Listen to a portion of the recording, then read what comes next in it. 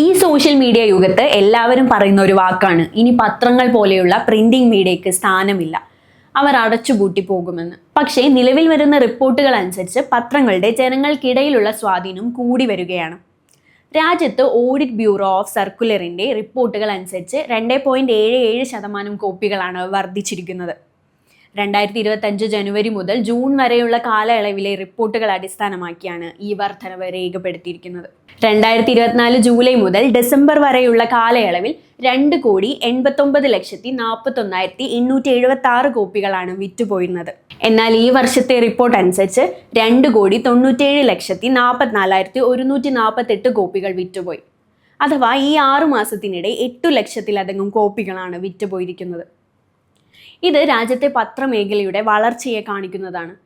വായനക്കാർക്ക് കൂടുതൽ അറിവുകളും സത്യസന്ധതയുമായ വിവരങ്ങൾ നൽകുന്ന ദിനപത്രങ്ങളിൽ ജനങ്ങൾക്ക് വിശ്വാസം കൂടുതലാണ് എന്നതിൻ്റെ തെളിവാണ് ഇതെന്നും ABC ജനറൽ സെക്രട്ടറി ആദിൽ കസദ് വ്യക്തമാക്കി.